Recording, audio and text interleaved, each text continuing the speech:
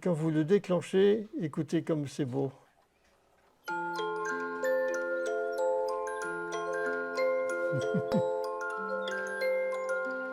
On aura envie de danser. Je m'appelle Alain Le Floch, je suis l'époux de madame. Je suis horloger depuis 54 ans. Moi, je suis Hélène, la femme de monsieur. Et je l'ai suivi dans sa passion et je ne regrette rien aujourd'hui.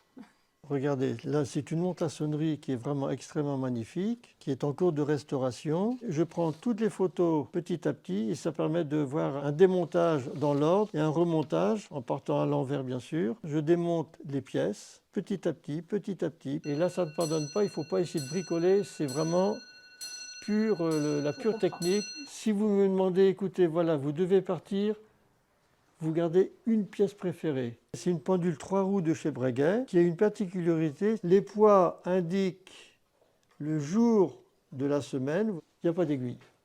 C'est pas beau ça? Tu me dis parce que là, parce que ça, C'est bon. c'est surtout en bas parce que là.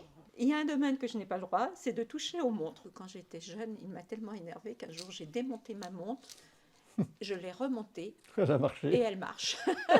Chacun a son rôle. De mon côté, moi c'est surtout la partie technique. Là, je suis en train de polir un pivot. Et ma petite femme. Dans l'histoire du musée dans et les visites du musée. Voilà. On se complète l'un et l'autre, hein, vous savez. Alors ici, on est dans la partie atelier et on va arriver dans la partie musée.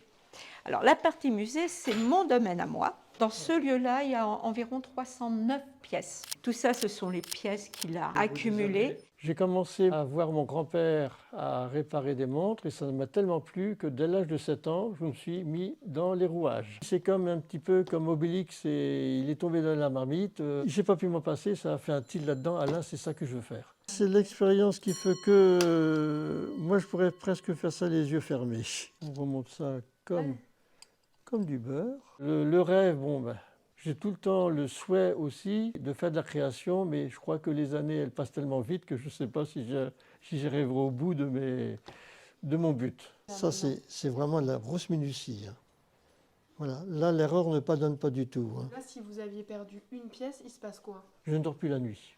Même au bout de 60 ans de métier, on découvre encore des objets, mais je peux vous dire que quand on a un objet qui est vraiment dans un état lamentable, non, c'est prenant, on ne peut pas le laisser comme ça. Avec le plaisir du métier, j'ai du plaisir en disant aux clients, regardez, je vais vous faire ça, vous allez voir une chose merveilleuse. On ne peut pas laisser tomber. Non, on ne peut pas laisser tomber. Hein.